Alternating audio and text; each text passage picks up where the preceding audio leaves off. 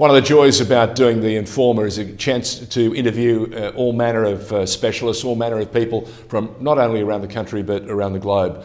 And really pleased to know that we've caught up with someone special, the former bass guitarist of Powderfinger, guy who knows the rock scene, the music scene very, very well. These days, he's the owner of a live music venue. It's called the Triffid in Queensland. What's business like, and when is business likely to start, John?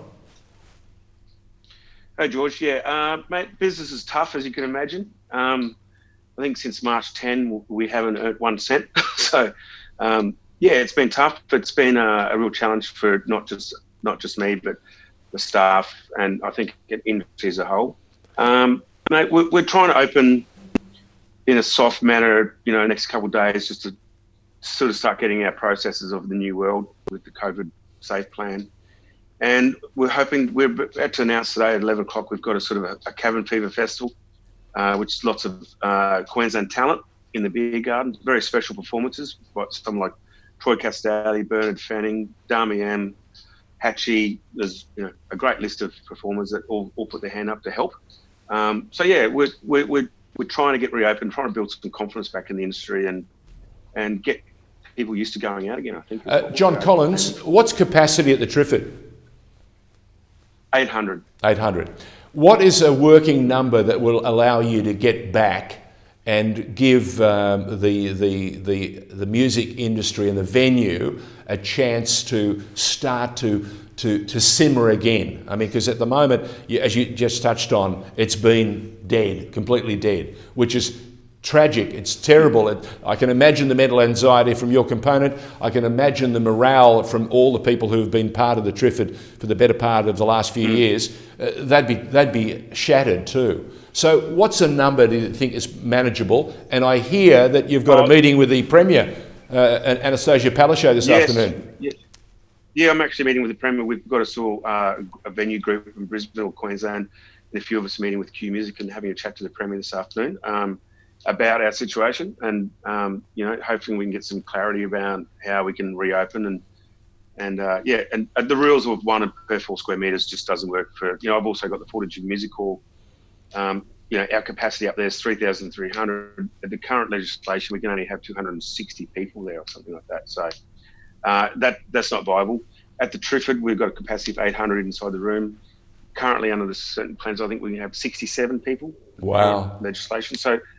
The number, going back to what you asked, George, we don't know because the number. A lot of those factors depend on without JobKeeper, with JobKeeper, and without rent assistance and with rent assistance. So, in the current situation with JobKeeper, we could probably manage, around 300 in the Triffid.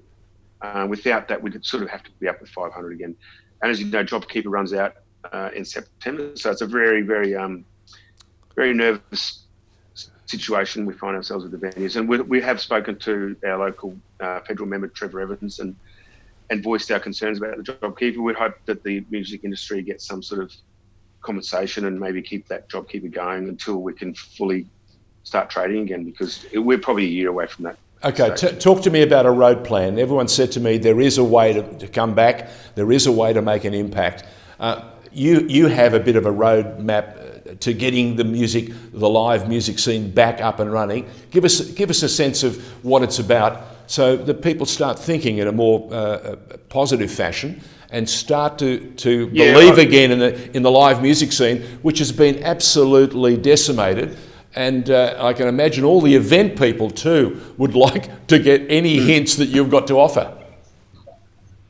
Yeah, we're working really hard with my team and dedicated team at the Triffid to come up with a COVID safe plan. One of those things that we're going well above beyond to, we're going to have a T scanner, which is a scanner, heat scanner, temperature scanner, and just we're going hard so we can show that the governments. We've got to change the tune of how the state government sees music venues. They see them as problem areas, which they're not.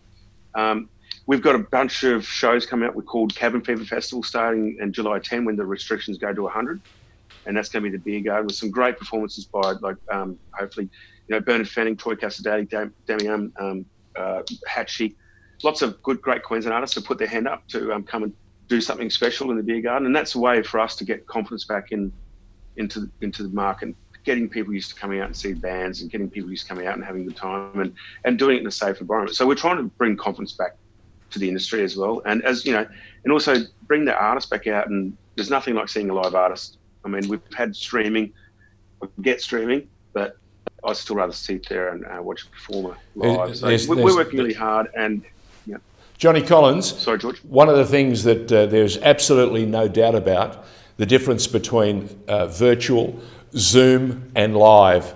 Live kills it every time. It's the feel, it's the actual experience, and that music, if you're a music lover, it goes right through you. It inspires you, it lifts you, and if it's the music that warms your heart, it's even more special. So I love the idea that you've got this. Go on, you were saying? I haven't had goosebumps. I haven't had one goosebump session since everyone's been doing stuff online, but I get goosebumps when I'm on live, you know what I mean? That's a really good indicator for me how much music affects me. Listen. I want to bring the goosebumps back. Okay, speaking of goosebumps, can you remember those early days with Powderfinger when things really started to heat up for you guys? Give us a sense of what it was like, just to remind people of how special live music can be for everybody, even the people on the stage. Yeah, I think, George, totally remember those early days. I mean, you sort of always say that it only happens to you once when a band starts to go well and get recognised and get played on the radio. And that was probably back in '96 when we were touring with UMI. They were a massive live band around Australia at the time. And we just started, our song was getting played on the radio, Pick You Up. So, and at that stage we were driving in shitty old cars, and we went from that to flying and being a nice Tarago. So that sort of, you say, oh, this is actually going to work. So I remember how special that was, that feeling of that, all your hard work and or I suppose the energy it takes to write and to back yourself for so many years finally starts to come to fruition. So definitely remember that, and I always love playing live in front of people. It's something, you get to show off for an hour or so. Well, it's not only showing off, John, it's the energy that you share with the audience.